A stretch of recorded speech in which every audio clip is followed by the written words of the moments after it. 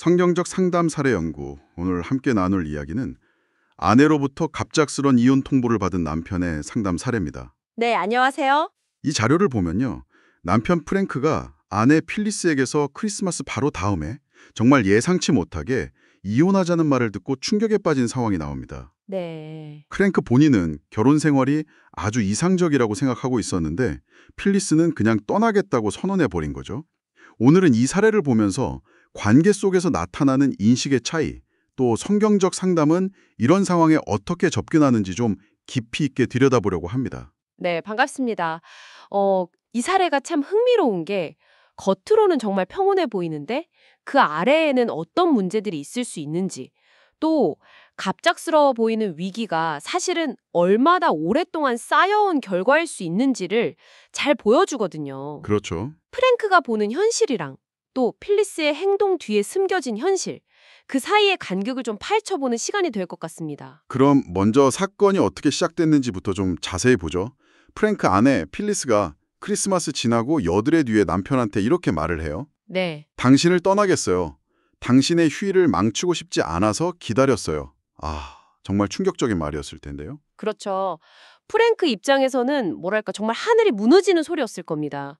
왜냐하면 본인은 바로 그 순간까지 자기들 결혼 생활이 너무 이상적이다 이렇게 굳게 믿고 있었기 때문이죠. 네, 그가 왜 그렇게 생각했는지 그 근거들을 보면 좀 재미있어요. 맞아요.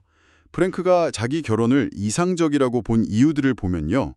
첫째는 거의 싸운 적이 없었다는 거. 둘째는 자기 성격이 워낙 원만하고 아내한테 식사 준비나 빨래, 그런 기본적인 집안일 말고는 요구한 게 거의 없었다는 점. 네. 어쩌면 자기가 편하게 해줬다고 생각했을 수도 있겠네요. 그렇죠. 셋째는 발음 같은 거 전혀 안 피웠고 매일 저녁 꼬박꼬박 집에 들어와서 조용히 신문 보거나 TV 봤다는 거.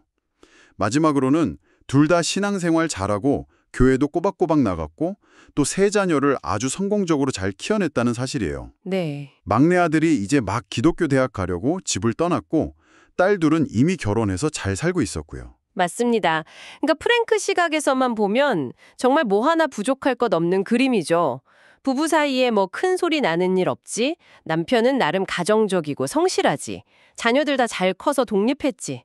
이만하면 성공한 결혼이다 자부할 만도 했을 겁니다. 네, 근데 필리스의 그 선언은 프랭크가 보고 있던 이 완벽한 그림이 실제랑은 너무 달랐다는 걸 아주 그냥 극명하게 보여주는 거죠. 그렇죠. 한쪽에서는 만족과 이상을 느끼는 동안에 다른 한쪽에서는 어쩌면 깊은 절망이 자라고 있었던 겁니다. 바로 그 지점이네요.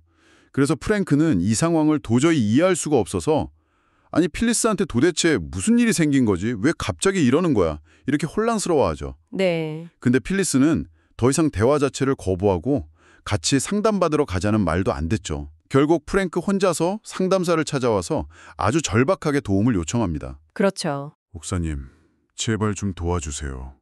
아내를 잃고 싶지 않아요. 저는 아내를 사랑합니다. 도대체 무슨 일이 있었던 거죠? 어디서부터 잘못된 걸까요? 정말 답답하고 막막했을 것 같아요. 네, 모든 게 그냥 무너져 내리는 그런 심정이었을 겁니다. 자기가 정말 공들여 쌓아 올렸다고 믿었던 모든 게 한순간에 부정당하는 느낌이었겠죠. 이제 이 안타까운 상황을 가지고 좀 더 깊이 들어가 보죠. 상담사 입장에서는 이 상황을 어떻게 분석하고 또 접근해야 할지 질문들을 통해서 한번 하나씩 풀어가 보겠습니다. 좋습니다. 그 상황이 정말 막막하게 들리네요. 그럼 가장 먼저 드는 질문은 이거겠죠. 겉보기에 문제가 없었는데 플리스는 왜 갑자기 이런 극단적인 결정을 내렸을까요? 프랭크 말처럼 정말 갑자기 일어난 일일까요?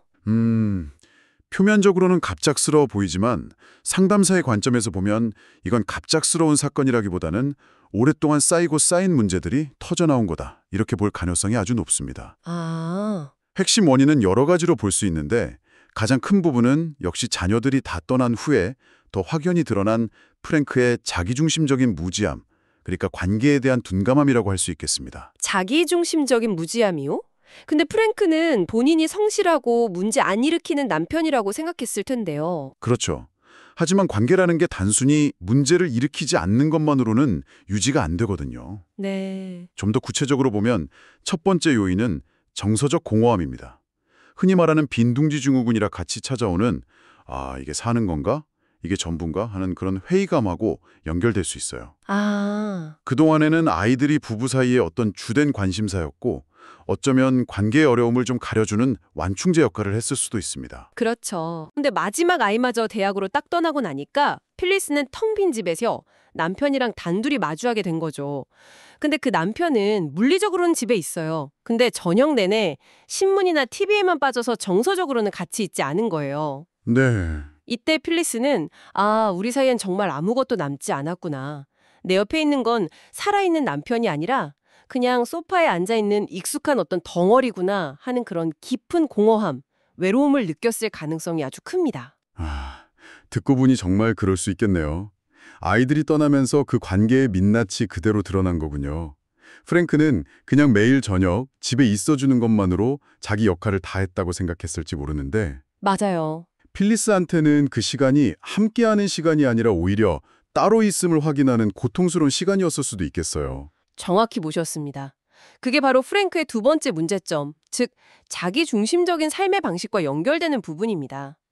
프랭크 말을 다시 한번 생각해보면 나는 내가 읽고 싶은 거 읽고 내가 보고 싶은 거 본다 라는 태도가 그의 일상이었던 거죠. 네. 아내 필리스가 식사, 세탁 같은 자기 기본적인 필요를 채워주는 존재, 그 이상으로 그녀의 감정이나 생각 아니면 관계 그 자체에 대해서 깊이 생각하거나 에너지를 쏟는 모습이 잘 안 보여요. 요구하는 게 거의 없었다는 그의 말은 뒤집어 보면 아내에게 관심을 거의 주지 않았다는 의미로 해석될 여지가 충분한 거죠. 그러네요. 프랭크가 생각했던 이상적인 결혼의 조건들이 오히려 필리스 입장에서는 관계가 끊어져 있다는 신호였을 수도 있다.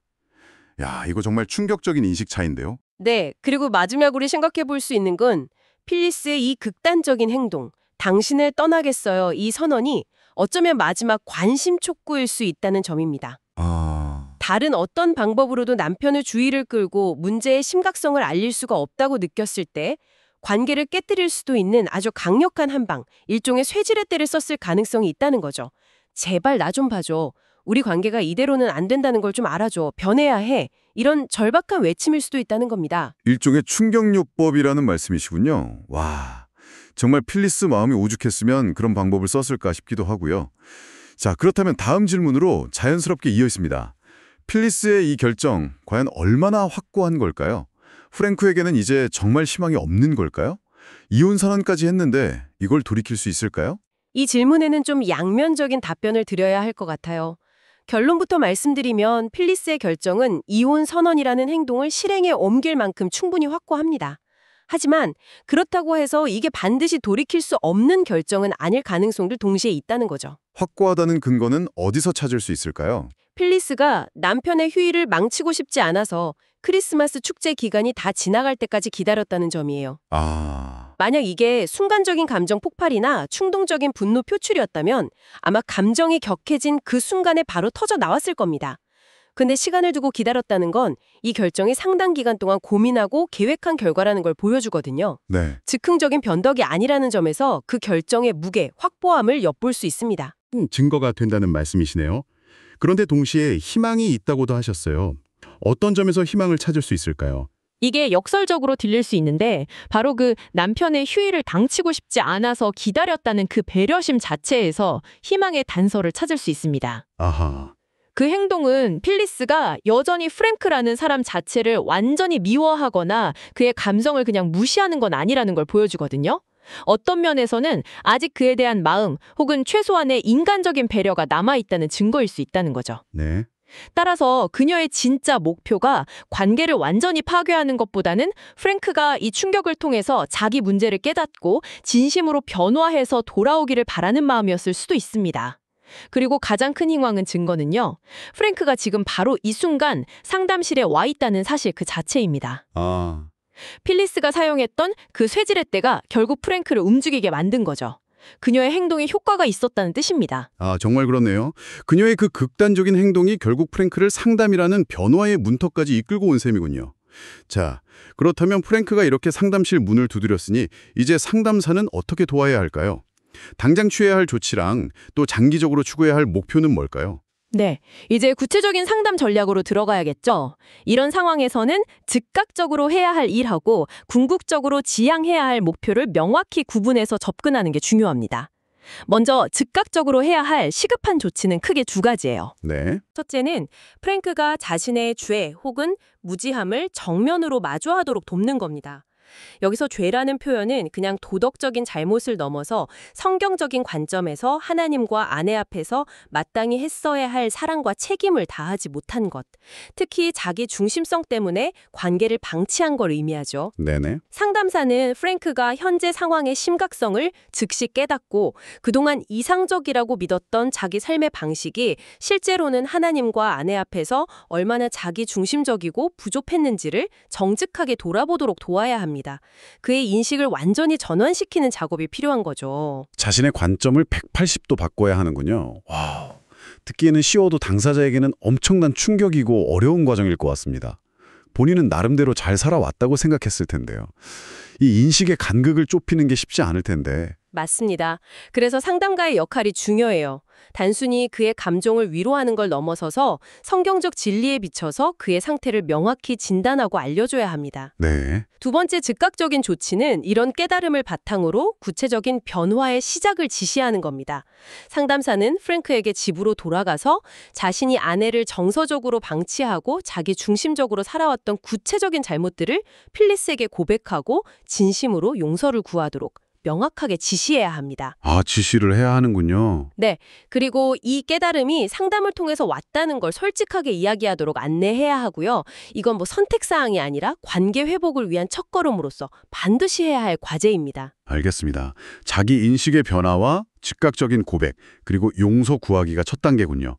그렇다면 이 상담의 궁극적인 목표는 무엇으로 설정해야 할까요? 궁극적인 목표는 당연히 부부관계의 재결합 그리고 재건입니다. 단순히 예전 상태로 돌아가는 게 아니라 더 건강하고 성숙한 관계로 나아가는 거죠. 네. 이걸 위해서는 먼저 필리스를 상담 과정으로 이끌어내는 게 중요합니다. 프랭크의 진정성 있는 변화의 시작이 필리스에게도 어쩌면 우리 관계가 달라질 수도 있겠다는 희망을 줄 수 있거든요. 그렇죠. 그리고 두 사람이 함께 성경적인 원리 위에서 결혼 생활을 다시 세워나가도록 돕는 겁니다. 여기에는 뭐 피상적인 관계를 넘어서 서로의 삶을 깊이 나누는 것, 진솔한 의사소통 방식을 배우는 것, 그리고 특히 프랭크가 자기의 뿌리 깊은 자기 중심적인 습관을 극복하고 아내를 적극적으로 사랑하고 섬기겠다는 구체적인 약속과 또 지속적인 실천이 포함됩니다. 네, 결국은 깨어진 관계를 회복하고 더 나아가서 성경적인 원리 안에서 더 깊고 풍성한 관계로 성장시키는 것이 최종 목표라는 말씀이시군요.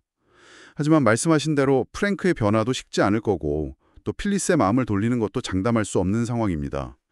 이 상담 과정에서 특별히 주의해야 할 잠재적인 위험 요소나 함정 같은 게 있을까요? 물론 있습니다.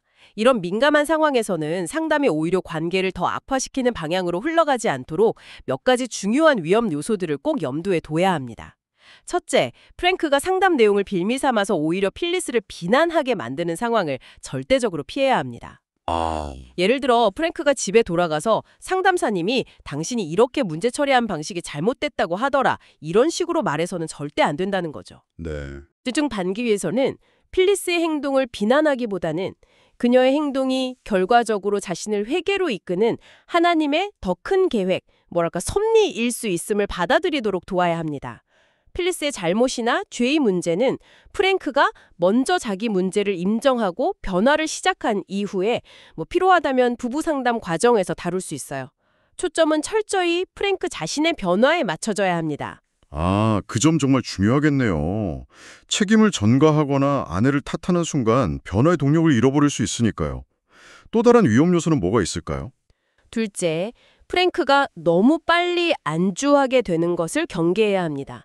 이게 무슨 말이냐면 필리스가 만약에 다시 한번 기회를 줘볼게 라고 마음을 조금 돌리는 듯한 모습을 보였을 때 프랭크가 이다 됐다, 위기 넘겼다 이렇게 생각하면서 근본적인 변화의 노력을 멈추게 되는 경우예요. 아, 그럴 수 있겠네요. 상담사는 프랭크가 시작하는 변화들, 예를 들어 저녁 시간을 함께 보내려고 노력하거나 아내 말에 귀 기울이는 새로운 습관들, 이 필리스의 반응이나 최종 결정과는 상관없이 1차적으로 하나님을 기쁘시게 하기 위한 것이고 또 자기 자신의 성숙을 위한 것임을 분명히 인식시켜야 합니다. 변화의 동기가 외적인 상황 변화에만 의존해서는 안 된다는 거죠. 변화가 단지 아내를 붙잡기 위한 일시적인 전략이 아니라 하나님 앞에서 바로 서기 위한 근본적인 삶의 태도 변화여야 한다. 이 말씀이시군요. 정말 미묘하지만 중요한 차이 같습니다. 마지막으로 주의할 점은 무엇인가요? 셋째, 상담이 단순한 감정적 동조에 머무르는 것을 피해야 합니다. 물론 프랭크의 충격과 고통에 공감해주는 건 필요하죠. 근데 상담이 거기서 멈추면 안 됩니다. 네. 성경적 상담은 때로는 지시적이고 권위가 있어야 하고요. 내담자를 구체적인 회개의 행동과 삶의 구조적인 변화로 이끌어야 합니다. 막연한 위로나 동정만으로는 프랭크와 같은 뿌리 깊은 자기중심성의 문제를 해결하고 실질적인 관계 변화를 이끌어내기 어렵습니다. 명확한 진단과 구체적인 처방이 필요합니다. 네, 공감은 하되 방향을 제시하고 변화를 이끌어내는 상담가의 역할이 중요하다는 말씀으로 이해됩니다. 자, 이제 정말 흥미로운 지점으로 넘어왔습니다. 이론은 알겠는데 실제로 프랭크가 자신의 그 무지했던 상태에서 벗어나서 진정한 회개와 의미 있는 변화로 나아가도록 돕기 위해 상담사는 어떤 구체적인 과제들을 내줄 수 있을까요? 생각만으로는 바뀌기 어려우니 행동을 촉구하는 숙제가 필요할 것 같은데요. 맞습니다. 과제는 프랭크가 더 이상 수동적인 피해자 의식에 머무르지 않고 능동적으로 행동하고 또 깊이 있는 자기 성찰을 하도록 만드는 아주 강력한 도구가 될 수 있습니다. 몇 가지 구체적인 과제를 단계별로 제안할 수 있는데요. 먼저 아까 말씀드린 즉각적인 행동을 위한 과제입니다. 네, 첫 번째 과제는 무엇일까요? 프랭크에게 필리스에게 연락해서 그냥 막연하게 미안하다가 아니라 구체적으로 자신의 어떤 자기중심적인 행동과 아내를 정서적으로 방치했던 잘못, 죄를 깨달았는지 고백하도록 지시합니다. 아, 구체적으로요? 네. 예를 들면 내가 매일 저녁 당신 옆에 앉아 있으면서도 신문과 TV에만 몰두하며 당신의 마음을 살피지 못했던 그 이기심을 깨달았소. 그동안 당신이 얼마나 외로웠을지 헤아리지 못한 나의 무지함을 용서해 주시오. 이런 식으로 구체적으로 말하는 연습을 시킬 수도 있고요. 그리고 상담을 통해 이런 자기 모습을 보게 되었다고 설명하고 다음 상담 시간에 괜찮다면 함께 와줄 수 있는지 겸손하게 초대하도록 합니다. 네. 이 과제의 목표는 말뿐이 아닌 행동으로 진정한 회개의 시작을 보여주고 또 아내 필리스가 상담에 참여할 수 있는 문을 여는 겁니다. 진정성을 행동으로 보여주는 첫걸음이네요. 아내 입장에서도 남편의 이런 구체적인 고백과 초대는 이전과는 다른 모습으로 느껴질 수 있겠습니다. 그 다음은 자기 성찰을 위한 과제인가요? 네, 행동과 함께 반드시 깊은 자기 성찰이 따라와야 합니다. 이걸 위해서 두 가지 종류의 자기 성찰 과제를 줄 수 있어요. 첫 번째는 필리스의 감정 목록 작성입니다. 네. 프랭크에게 이런 질문을 던지고 답을 써오게 하는 거죠. 내가 만약 필리스였다면 남편이 매일 밤 집에 들어와 내 옆에 앉아있지만 나와 눈을 맞추거나 대화하기보다는 늘 신문이나 TV에만 빠져있는 모습을 보면서 지난 5년 혹은 10년 동안 이 결혼 생활 안에서 어떤 감정들을 느꼈을까? 이 질문에 대해서 최소 10개 이상의 구체적인 감정이나 생각을 문장으로 작성하게 합니다. 와, 이건 정말 프랭크에게는 고통스러울 수도 있겠지만 반드시 필요한 과정이겠네요. 철저하게 아내의 입장에서 자기 행동이 어떠했을지 상상하고 공감해보는 훈련이니까요. 자기 중심적인 사고방식을 깨트리는데 아주 효과적이겠어요. 그렇습니다. 이 과제는 억지로라도 공감을 시도하게 만들고 그의 그 굳어진 자기 중심적 관점에 균열을 내는데 큰 도움이 될 겁니다. 네. 두 번째 자기성찰 과제는 성경적 사랑의 실천 계획입니다. 에베소서 5장 25절에서 30절 말씀을 읽게 합니다. 특히 남편들아 아내 사랑하기를 그리스도께서 교회를 사랑하시고 그를 위하여 자신을 주심같이 하라는 구절에 집중하게 하고요. 여기서 말하는 사랑이 막연한 감정이 아니라 구체적이고 희생적이고 능동적인 행동임을 강조합니다. 네. 그리고 이번 한 주 동안 필리스를 위해 자신을 내어주는 사랑을 보여줄 수 있는 구체적이고 타협 불가능한 행동 3가지를 직접 계획하고 실천한 뒤에 다음 상담 시간에 보고하도록 합니다. 예를 들면 저녁 식사 후 30분 동안은 TV나 신문 안 보고 오롯이 필리스와 대화하기, 필리스가 좋아하는 특정 간식을 퇴근길에 사다 주기, 주말에 필리스가 하고 싶어 했던 일, 예를 들어 정원 가꾸기나 특정 장소 방문 같은 거, 그거를 함께하기 등 아주 구체적인 행동 계획이어야 합니다. 단순히 잘해주겠다는 막연한 다짐이 아니라 측정 가능하고 실천 가능한 행동 목표를 세우게 하는 거군요. 그리스도께서 교회를 사랑하신 같이 라는 기준이 정말 높은 기준이지만 그만큼 사랑이 구체적인 행동으로 나타나야 한다는 것을 깨닫게 해주겠네요. 맞습니다. 핵심은 그의 낡고 이기적인 습관을 필리스 중심적인, 더 나아가 그리스도 중심적인 사랑의 행동으로 대체하도록 구체적으로 돕는 겁니다. 마지막으로 이런 변화가 일시적인 게 아니라 지속되도록 하기 위한 구조적인 변화를 위한 과제도 필요합니다. 구조적인 변화라면 어떤 걸 의미하나요? 예를 들면 저녁 시간에 습관적인 패턴을 바꾸는 거죠. 예전처럼 퇴근 후에 자동적으로 소파에 앉아서 TV나 신문에 몰두하는 대신 앞으로 저녁 시간을 어떻게 함께 보낼지에 대해서 필리스와 함께 논의하고 새로운 규칙이나 약속을 정할 준비를 해오도록 하는 겁니다. 이것은 과거의 자기중심적인 패턴으로 너무 쉽게 되돌아가는 걸 방지하고 관계를 위한 의식적인 노력을 삶의 구조 안으로 가져오려는 시도입니다. 정말이지 머리부터 발끝까지 생각부터 행동 그리고 삶의 습관까지 변화를 요구하는 총체적인 접근이네요. 이런 구체적이고 실제적인 과제들을 통해 프랭크가 겉모습뿐 아니라 진정한 내면의 변화를 경험하고 또 관계 회복의 기회를 잡을 수 있길 바라게 됩니다. 자, 이 모든 얘기가 오늘 이 시간을 함께 하시는 청취자 여러분께는 어떤 의미로 다가올까요? 우리는 이 사례를 통해 겉으로는 아무 문제 없어 보이는 관계가 실제로는 얼마나 쉽게 무관심과 습관적인 일상의 틀 안에 갇힐 수 있는지를 보았습니다. 네. 프랭크는 이 정도면 괜찮다고 안주했지만 필리스는 그 안에서 서서히 보이지 않는 존재가 되어가고 있었죠. 여기서 정말 흥미로우면서도 우리 모두에게 경각심을 지는 지점은 관계에 대한 각자의 인식하고 실제 현실 사이에 얼마나 큰 간극이 존재할 수 있는가 하는 점입니다. 프랭크와 필리스는 같은 시간, 같은 공간을 공유했지만 전혀 다른 현실을 살고 있었던 셈이죠. 그렇죠. 이 사례는 우리에게 관계란 단순히 물리적으로 함께 존재하는 것만으로는 결코 충분하지 않다. 서로를 향한 능동적인 관심과 사려 깊음, 그리고 의식적인 노력이 얼마나 필수적인지를 강하게 말해주고 있습니다. 오늘 이야기 나눈 구체적인 과제들은 막연한 노력해야지라는 다짐을 넘어서 변화를 위한 실제적인 단계들이 어떤 모습일 수 있는지를 보여주는 좋은 예시가 될 수 있고요. 어쩌면 우리도 돌아봐야 할지 모릅니다.